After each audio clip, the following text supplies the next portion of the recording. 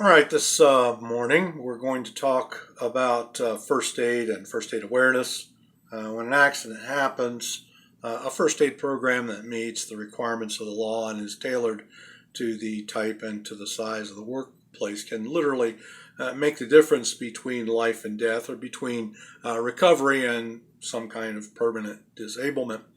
If you're a supervisor, then you should have information readily available that lists emergency contacts in case of serious injury. Now, some of our bigger GCs have a list that's already filled out about the emergency contact people. For those of you who use our app, the one that we typically use to do a lot of the rest of our work, on that app there are the places that you can take an injured individual, the emergency services that we use. Those are places that you should know about, and they're listed by location in your app. So if you want to look in there, you'll find that they're there. Having said that, the emergency notice should state the phone numbers of the closest ambulance service, fire rescue unit, police station, and hospital. The amount of time it takes to look one of these important numbers up can make a big difference to a seriously injured person. The location of first aid equipment and rescue equipment should also be posted prominently.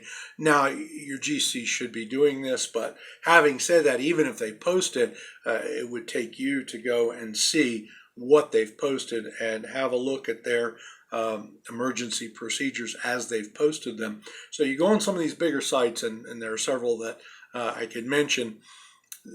Because they're a bigger GC, all these things are very, very clearly posted. Those numbers are there, and it's something that you can make use of.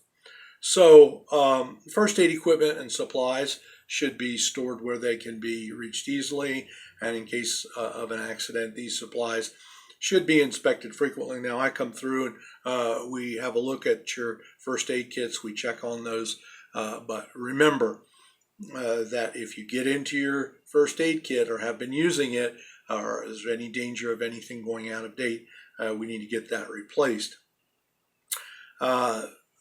So just check these supplies and make sure that they're kept in good order and usable condition, sanitary, wrapped up the way they're supposed to be, or bagged the way they're supposed to be.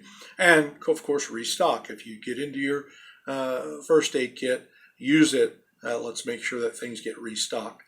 Larger workplaces may need more than one. In our particular case, all of those of you who are foremen have these first aid kits, and we do try to keep them in good order. In isolated work sites, emergency supplies and an action plan are sometimes equally important. If first aid's not given properly, it can sometimes hurt rather than help an injured or an ill person, or maybe even harmful to the person who's giving the first aid. All workers should know where the emergency first aid equipment is located, and what medical professional or medical facility should be contacted if a medical emergency should occur. These are some simple objectives to administer when providing first aid to an injured person until professional help arrives. First of all, make sure that you and the victim are not in any danger. Maintain individual breathing. Maintain blood circulation. Prevent continued loss of blood. Prevent or treat for shock, and contact the nearest medical services as soon as possible.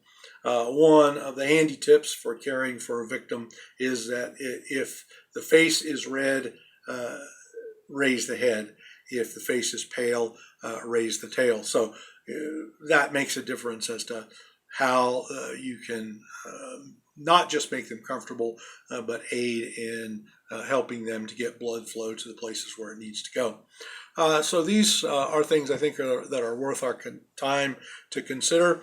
I trust that you'll take them to heart and pay some attention to them and be ready in case of a medical emergency. It very often is not a matter of if, it's a matter of when, and we want to be as well prepared as we can be. So thanks very much.